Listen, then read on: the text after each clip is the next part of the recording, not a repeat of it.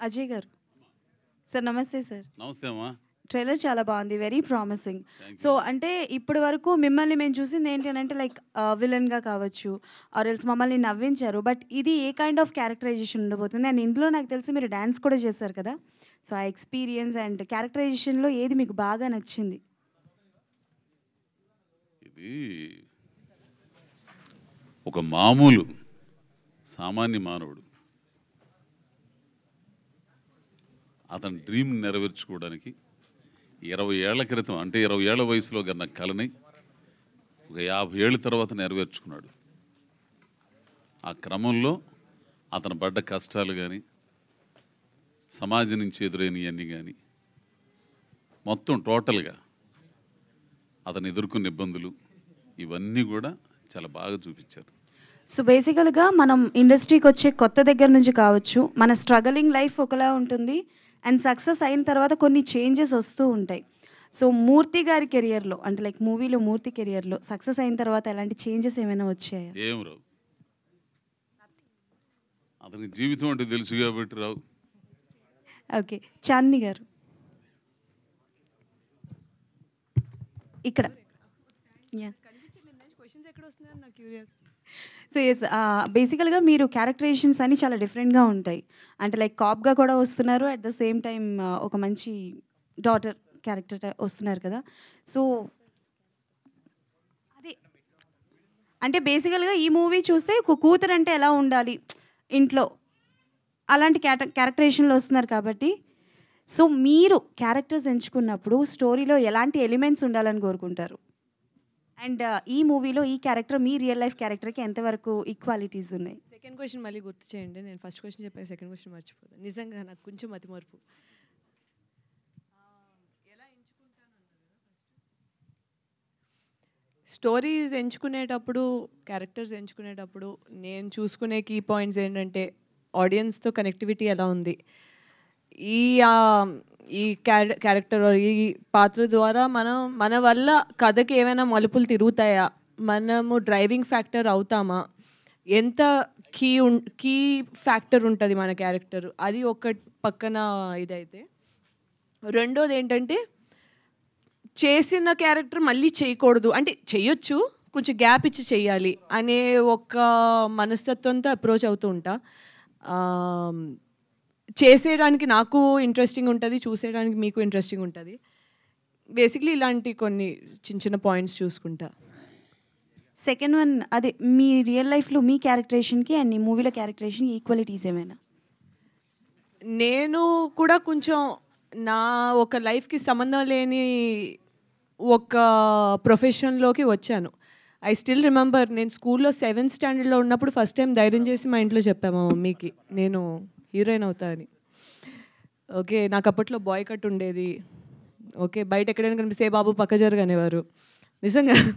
So ఆ టైంలోని నేను ఈ మాట బయటకు చెప్పడం అన్నదే అదొక సాహసం అని అనుకోవాలి అప్పుడు. బట్ అది ఆ రోజు అది అనుకోవడం, దానికి సంబంధించిన ఒక కృషి చేయడం, అది చిన్న స్టెప్ అయినా స్టెప్పే. అది ఫలితం వస్తుందా రాదా అన్నది నేను ఆలోచించలేదు అప్పుడు. చేద్దాం, అది ప్రయత్నం అయితే చేద్దాం, అయితే అవుద్ది లేదా అవ్వదు అన్నట్టు. స్టెప్ చిన్నదే, డెఫినెట్లీ చుట్టుపక్కల ఉన్న వాళ్ళు నవ్వారు. ఎందుకంటే అప్పట్లో ఎస్పెషలీ వైజాగ్లో ఏంటంటే తక్కువ ఉండేది. This is 2010-11. ఆ టైంలోని షార్ట్ ఫిల్మ్స్ మనం చేయడం, పక్క నుంచి ఎవరైనా వస్తే ఇక్కడ నేను బిగిసిపోయి ఆగు ఒక నిమిషం వాళ్ళు వెళ్ళిపోయి చేద్దాం అని చెప్పి, అంటే అదొక నామోషి అని కాదు కానీ భయం, ఎవరైనా చూస్తే మనల్ని హేళన చేస్తారేమో అనే ఒక భయంతో చాలా నేను నావి షేర్ చేసేదాన్ని కూడా కాదు నా షార్ట్ ఫిల్మ్స్ ఫేస్బుక్లో. అది మా ఫ్రెండ్స్ ఎవరికో దొరికితే అది నాకు పంపించి ఈజ్ దిస్ యూ అని ఫుల్ లాఫింగ్ ఇమోజీస్ పంపించి they use to mock me. So it is a very close character, నా లైఫ్కి చాలా దగ్గరైన క్యారెక్టర్. మీరు చూస్తే ఒక మొండితనంతో ఎవరు ఏమనుకున్నా పర్లేదు, నేనేం చేయాలో అలాగే చేస్తాను, నేను ఎలా ఉండాలో అలాగే ఉండాలి అనుకుంటా. మీరు చూస్తే నన్ను సిమిలర్గానే ఉంటా. మీరు సినిమా చూడండి, తర్వాత నన్ను చూడండి. నన్ను ఆల్రెడీ చూశారు కాబట్టి మీకు చూస్తే మీరు నన్ను చూసినట్టే మీకు అనిపిస్తుంది. నాకు చాలా మంచిగా అనిపించింది ఇలాంటి క్యారెక్టర్ ప్లే చేయడం. Not limiting my self because you know ఒక అమ్మాయి కింద కొంచెం నెమ్మదిగా ఉండాలి అనే ఒక బాక్స్లో పెడతారు కదా మనల్ని. Why not, if a man can be this and be manly, why can't a girl be this and be still accepted? అది basically. Thank you for the question, nice question. Harsha గారు. Hi sir. హలో అండి. Hi అండి. Overseas డిస్ట్రిబ్యూషన్లో చాలా నాళ్ళ నుంచి ఉన్నారు కదా మీరు. యూజువల్గా చాలా డైరెక్ట్ డిస్ట్రిబ్యూషన్ సర్కిల్ నుంచి వచ్చిన వాళ్ళు చాలామంది ఉన్నారు ప్రొడ్యూసర్స్ ఇక్కడ డొమెస్టిక్ సైడ్ నుంచి. అవునండి. బట్ ఓవర్సీస్ డిస్ట్రిబ్యూషన్ నుంచి చాలా తక్కువ మంది వచ్చారు అండ్ సక్సెస్ రేట్ కూడా తక్కువే ఉండింది. ఎందుకంటారు? ఇన్ఫ్యాక్ట్ ఏంటంటే ఓవర్సీస్ డిస్ట్రిబ్యూటర్లే ఎంతో కొంత ప్రొడ్యూసర్స్తోనో లేకపోతే హీరోస్తోనో కొంచెం క్లోజ్ ట్రావెల్ ఉంటుంది. ఎందుకంటే ఫస్ట్ సీల్ అయ్యే డీల్స్ మీయే యూజువల్లీ. అవును అవును. అంటే మీరు మీ క్వశ్చన్ ఏంటి, ఎందుకు రాలేదనా, ఎక్కువ ప్రొడ్యూసర్ రాలేదనా? ఎక్కువ మంది, చాలా తక్కువ మంది వస్తున్నారు ఓవర్సీస్ డిస్ట్రిబ్యూటర్ నుంచి. వచ్చిన వాళ్ళు కూడా కొంచెం సక్సెస్ రేట్ రిలేటివ్గా తక్కువే ఉంటుంది. అంటే బేసిక్గా ఏంటంటే ఒకటి స్టోరీ ఒకటండి మెయిన్ థింగ్. అండ్ ఇంకోటి ఏంటంటే ఆల్మోస్ట్ ఓవర్సీస్ డిస్ట్రిబ్యూటర్లు అంతా అక్కడ జాబ్లు ఉంటాయి, అన్నీ ఉంటాయి కదా. సో రెండు మేనేజ్ చేయడం అనేది కష్టమైపోద్ది. ఇక్కడ ఏంటంటే ఎవరికొకరు చెప్పేసి మేబీ 2 monthsకి ఒకసారి లేకపోతే 3 monthsకి ఒకసారి వచ్చి చూసుకుంటూ ఉంటారు కాబట్టి మేబీ అక్కడ వల్ల ఏమైనా సక్సెస్ రేషియో తక్కువ ఉండొచ్చు. సో నా దాంట్లో ఏంటంటే నాకు అది లేదు. శివ మా ఫ్రెండ్, సో మొత్తం ఇంకా తనే చూసుకున్నాడు కాబట్టి ఒక జెన్యూన్ మూవీ తీసామని చెప్పి అనుకుంటున్నామండి. ఓకే. అండ్ డిస్ట్రిబ్యూషన్ కూడా ఒకప్పుడు చాలామంది ఎక్కువ ప్లేయర్స్ ఉండేవారు ఓవర్సీస్లో. చాలా అంతకంతకి తగ్గుతూ వస్తున్నారు. యాక్టివ్గా సినిమాలు చేసే వాళ్ళు కూడా చాలా తక్కువ మంది ఉంటున్నారు. ఏంటంటారు కారణం? ఒకటేనండి, మీరు ఆల్రెడీ చూస్తూ ఉంటారు కదా, మార్కెట్ అయితే చాలా డ్రాస్టిక్గా చేంజ్ అయిపోయిందండి ఓవర్సీస్లో. సో ఓవర్సీస్ ఇప్పుడు ఎట్లా అయిపోయింది అంటే ఓన్లీ బిగ్ హీరో లైక్ పెద్ద మూవీ అయితేనే లైక్ మనకి అక్కడ 2 weeks 3 weeks ముందే టికెట్స్ ఓపెన్ చేస్తారు. సో ఇప్పుడు మీరు కల్కి చూస్తే 1 month ముందే ఓపెన్ చేశారు. సో ఏంటంటే ప్రతి ఒక్కళ్ళు పెద్ద సినిమాకి ఏంటంటే ముందే వెళ్ళాలని చెప్పి అనుకుంటే ఇలాంటి చిన్న సినిమాలు అన్నీ ఏమైపోతుందంటే ఓటీటీ ఒక 2 weeks 3 weeksలో వచ్చేస్తున్నాయి కదా. సో దానివల్ల ప్లస్ ఇంకోటి ఏంటంటే అక్కడ మండే టు ఫ్రైడే అందరూ జాబ్ చేస్తారు అండ్ వాళ్ళకు ఉండేది వీకెండ్ ఖాళీ అంతే. ఆ వీకెండ్లో సినిమాకి వెళ్ళాలా లేదంటే ఫ్యామిలీని చూసుకోవాలనేది ప్రతిదీ ఏంటంటే ఒక స్కెడ్యూల్ లాగా ఉంటుంది అనమాట. సో ఆ స్కెడ్యూల్ బ్రేక్ చేసుకుని వెళ్ళాలి అంటే ఐదర్ ఒక బిగ్ టికెట్ హీరో కానీ అట్లా అయితేనే వెళ్తారండి. ఓకే, ఆల్ ది బెస్ట్ అండి. Yeah, thank you so much అండి. అజయ్ గారు, సార్ ఈ మీరు చాలామంది స్టార్ డైరెక్టర్లతో వర్క్ చేస్తున్నారు, పెద్ద పెద్ద హీరోలతో వర్క్ చేస్తున్నారు, పెద్ద సినిమాలు చేశారు. ఈ సినిమా చేస్తున్నాను ఒక లీడ్గా అని చెప్పినప్పుడు వాళ్ళ రెస్పాన్స్ ఏమైనా ఉందా? వాళ్ళ నుంచి ఎలాంటి సపోర్ట్ వచ్చింది మీకు? ఎవరి నుంచి అంటే డైరెక్టర్లు కానీ హీరోలు కానీ చెప్పినప్పుడు మీరు ఏమైనా సపోర్ట్? ఎవరికి చెప్పలేదు, ఎవరికి చెప్పలేదు. కాకపోతే మారుతి గారికి తెలుసు. మారుతి గారు ఏంటంటే బాగుంటుంది అని అన్నాడు అంతే. నేను ఇంకా ఎవరికి ఇట్లా నేను లీడ్గా చేస్తున్నానని ఎవరికి చెప్పలేదు. పోతే మళ్ళీ నేను గోపిచంద్ గారికి తెలుసు, ఆయనకి తెలుసు.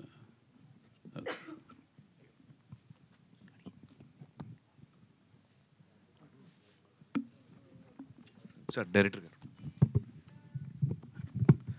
హాయ్.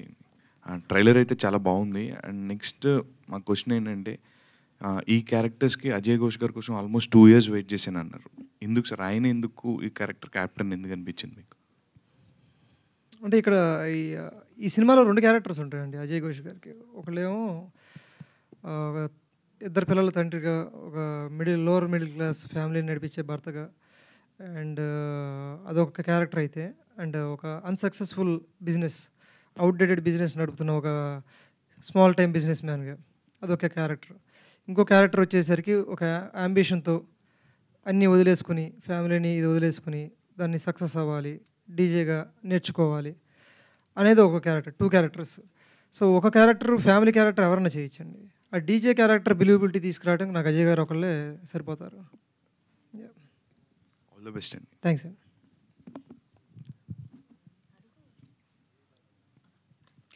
సార్ అజయ్ గారు, సార్ అంటే ట్రైలర్ కానీ టీజర్ కానీ చూస్తున్నట్లయితే కంప్లీట్గా మీకు యాప్ట్ అవుతుంది అనిపిస్తుంది. అంటే మీరు ఇందాక చెప్పినప్పుడు స్పీచ్లో కూడా.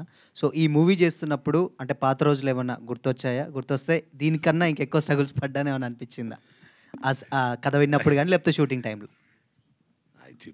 కథ చెప్పేటప్పుడే నేను అన్నాను కదా, మ్యూజిక్ షాప్ మూర్తి అమ్మ మొగుడు పడ్డ కష్టాలు నేను పడ్డారని. అవన్నీ ప్రతి ఒక్కరి జీవితంలో ఉంటాయి అబ్బాయి. సక్సెస్ అయిన వాళ్ళ ప్రతి ఒక్కరి జీవితంలో కష్టాలు ఎన్ని దాటుకుంటూ వస్తేనే సక్సెస్ అవుతారు. ఒక్కొరి జీవితంలో ఒక్కో రకంగా ఉంటాయి. కొన్ని ఏంటంటే లైట్కి వెళ్ళిపోతుంటాయి, కొన్ని ఏంటంటే కొన్ని కష్టాలు చెబుతుంటే అమ్మ నీ అమ్మ ఇంత రిస్క్ చేసుకున్నారా అని మనకే ఆశ్చర్యం వేసి భయం వేస్తుంది ఒక్కొక్కటి తెలుసా. బ్రతుకు భయం అంటే తెలుసా? పెళ్ళైంది నీకు? కాలేదు సార్. కాలేదు. బ్రతుకు భయం, పిల్లలు పుట్టిన తర్వాత 2 పిల్లల్ని, కుటుంబాన్ని మనం చేస్తే కానీ గడవని స్థితిలో మనం ఏదో ఒకటి పట్టుకుని దాన్ని సాధించాలని వెళ్తే అక్కడి నుంచి ఎదురయ్యే ఇబ్బందులు ఉండే చూసా, అవి మామూలుగా ఉండవు సార్. చెప్తుంటేనే భయం వేస్తుంది. తెలిసిన అవి దాటుకుని వెళ్ళే క్రమంలో వాటిని ఛేదించుకుంటా అనుకున్నది సాధించడం కోసం పడే తపన, అవన్నీ నిద్రలేని రాత్రులు సహజంగా చూస్తుంటారు. చూసా, నిద్రలేని రాత్రులు గడిపాను ఏంది నిజంగా అవి చెప్పుకునే కదా. ఏంటంటే ఒక్కొక్కరి జీవితంలో ఒక్కో రకంగా ఉంటే అవి చెప్పేటప్పుడు ఆ భయం వేస్తుంది అనమాట. అట్లాంటి కష్టాలు తెలిసిన. సో అంటే ఈ లైఫ్లో మేడం ఏమన్నా సపోర్ట్ ఇందాక అన్నారు కదా, సో అలాంటిది డెఫినెట్గా ఎవరి లైఫ్లో ఉన్నా సక్సెస్ అవ్వచ్చు అనుకోవచ్చా? కొందరు అదృష్టం అది పెళ్ళాలు సపోర్ట్ చేయటం అనేది. కొందరు అసలు పట్టించుకోరు అసలు. అవి నా వరకు అయితే మాత్రం మా సాంబలక్ష్మి నాకు చాలా సపోర్ట్ చేసింది. అది all the best sir. Ajay గారు చెప్పు.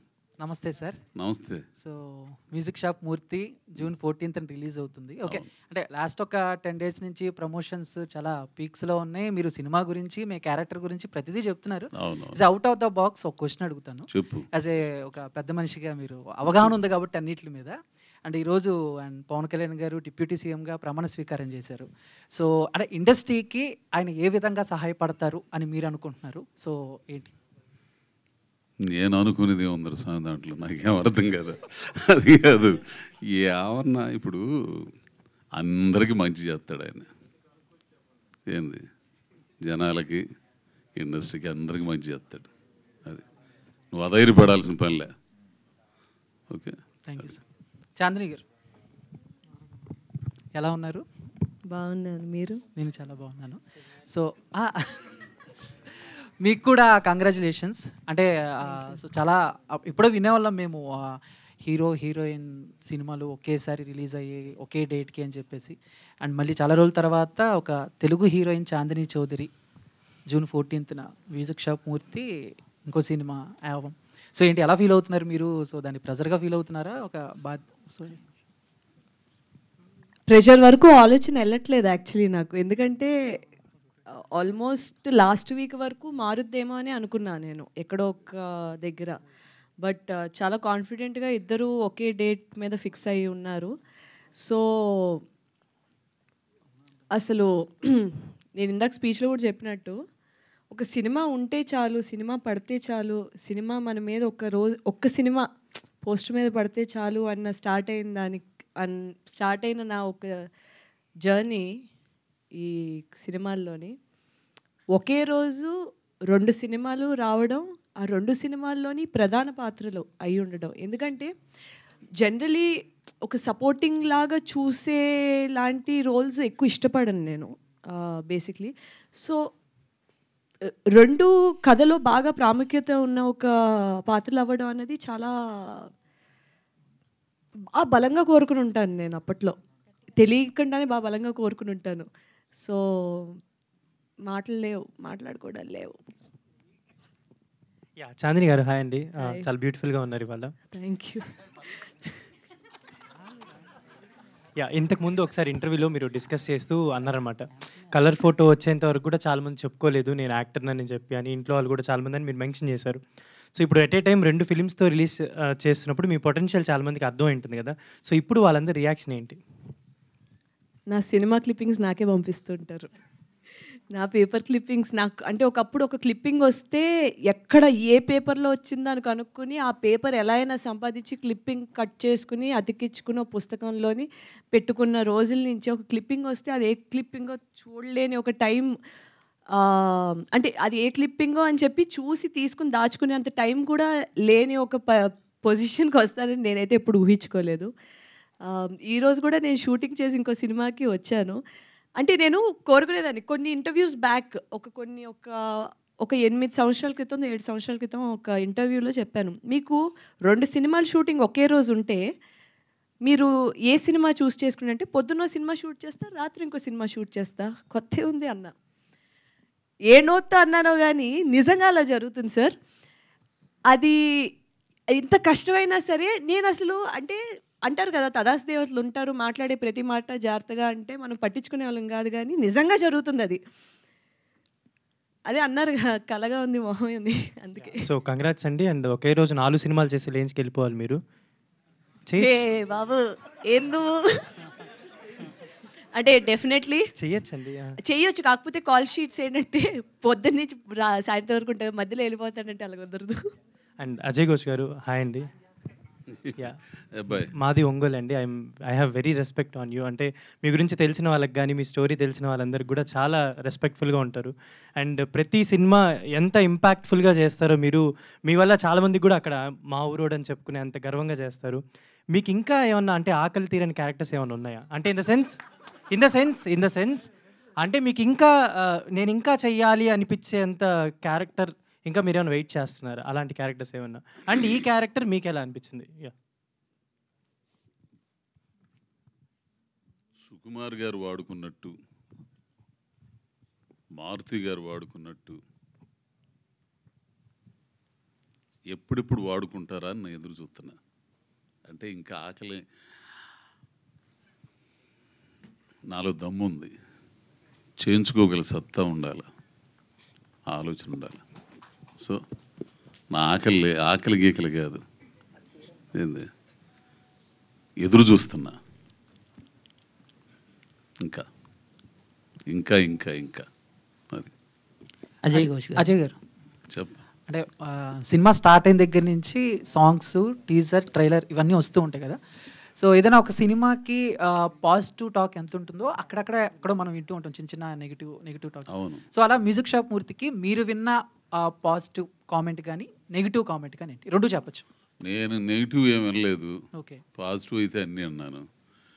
నేను కూడా ఏంటంటే నేను నీకులాగా ఈ బొచ్చు ఉంది కదా దీన్ని కొట్టి అవి మొత్తం నాకు చేత కదా సరిగా. సతీష్ ఉన్నాడు పిఆర్ఓ మా ఓడి, అడుగుతుంటా ఏమన్నా ఏం వస్తాయి కదా కింద, ఎంతమంది చూశారు ఎంతమంది చూశారు ఇవన్నీ కరెక్ట్గానే ఉంటున్నాయా లేకపోతే ఎవడన్నా దుబ్బుతున్నాడా నీలాంటి వాడు ఎవడన్నా అని అడుగుతుంటా. లేదన్నా బ్రహ్మాండంగా ఉంది అని చెప్పి పోలేరా బాబు, ఇప్పుడు దొప్పడానికి కూడా దాంట్లో ఏం లేదురా స్వామి, నీలాంటి వాడు ఎలికి మొత్తం దాన్ని చూసిన బొక్కలు చూడాలని ఏం లేదు ఆడ. ఏంది ఇక ఆడు కూడా చూశాడంటే ఇక నాడు ఏమనుకోవాలి నాకు అర్థం కదా, ఇక నిన్ను అనుకోవాలి అప్పుడు. నేను అదే అనుకున్నాను. సో ఏంటంటే అంత పాజిటివ్గానే ఉంది. Thank you sir. Thank you. Hello sir. Bye sir. ఇప్పుడు మ్యూజిక్ షాప్ మూర్తి అని చూసుకున్నట్టయితే ఇలాంటి క్యారెక్టర్ మీ రియల్ లైఫ్లో ఇలాంటి సిచ్యువేషన్ వస్తే మీరు ఎలా ఫేస్ చేస్తారు? ఓ చేసి అయిపోయింది, పడి అయిపోయింది రా బాబు. నేను అదే అందా మ్యూజిక్ షాప్ అమ్మ మొగుడు పడ్డ కష్టాలు నేను పడ్డాను రా స్వామి అని. చాలా ఇన్సిడెంట్లు ఈ పిల్లోడు చూపించింది చాలా తక్కువ, చాలా ఇన్సిడెంట్లు అనమాట. చాందిని చౌదరి గారు మేడం, ఇప్పుడు చూసుకున్నట్టయితే టీజర్లో ట్రైలర్లో చూసుకున్నట్టయితే మీ రోల్ అనేది అజయ్ ఘోష్ గారి కన్నా కొద్దిగా తక్కువ అన్నట్టు అనిపించింది. అంటే అజయ్ ఘోష్ గారు మిమ్మల్ని డామినేట్ చేసినట్టు ఏదైనా అనిపించిందా మీకు? ఏ విషయంలో? అంటే టీజర్ ట్రైలర్లో, అంటే సినిమా క్యారెక్టర్ విషయంలో. సో మీరు అన్నది క్యారెక్టర్ తక్కువ అంటే in terms of time frame బట్టి నేనేం చెప్పలేను, బట్ ఇంపాక్ట్ గురించి నేను మాట్లాడగలను. ఇంపాక్ట్ అయితే మీకు మూర్తి కథలో అంజనా లేకపోతే మూర్తి కథ యాక్చువల్గా ఆవిడది ఇంపార్టెంట్ క్యారెక్టర్ అంటే బేసిక్గా ఈ కథ స్టార్ట్ అయ్యేదే అక్కడి నుంచి అండి. ఆవిడ ఎంటర్ అయిన దగ్గర నుంచి కథ మొదలవుతుంది. సో అంత ఇంపార్టెంట్ క్యారెక్టర్ అది. అంటే అంజనా అనే క్యారెక్టర్ లేకపోతే మూర్తి అనే క్యారెక్టర్ ఉండదు, ముందుకెళ్ళదు, ప్రోగ్రెస్ అవ్వదు. సో అంత ఇంపార్టెంట్ క్యారెక్టర్ అది. ఒక అవతల క్యారెక్టర్ ప్రోగ్రెస్ అవ్వట్లేదు అంటే నేనైతే ఇంపార్టెంట్ క్యారెక్టర్ అనుకుంటున్నాను నేను. Okay sir. Ajay sir. Sir hi sir. ఇది క్వశ్చన్ ఏం కాదు, జస్ట్ చిన్న కాంప్లిమెంట్. ఇప్పటి వరకు మిమ్మల్ని సీరియస్గా చూసి అండ్ ఈ సినిమాలో మీరు డ్యాన్స్ అయితే చాలా బాగా చేశారు. అండ్ ఆ కుర్చీ స్టెప్ అయితే కుర్చీ మడత పెట్టేశారు సార్, చాలా బాగుంది.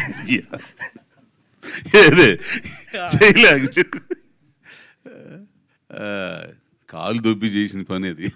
ఎగరలేక. అంటే ఆ డాన్స్కి ఎంత కష్టపడ్డారు సార్ మీరు? ఆ? ఆ డాన్స్ చేయడానికి ఎంత కష్టపడ్డారు?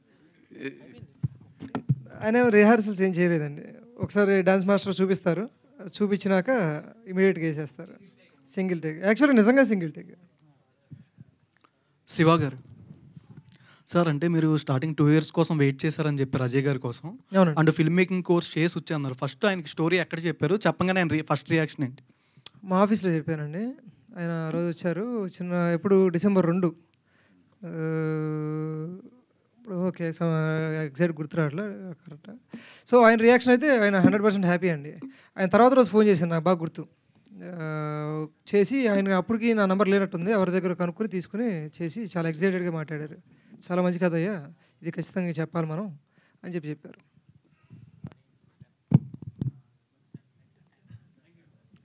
థ్యాంక్స్. ఏడు వెళ్ళిపోయాడా?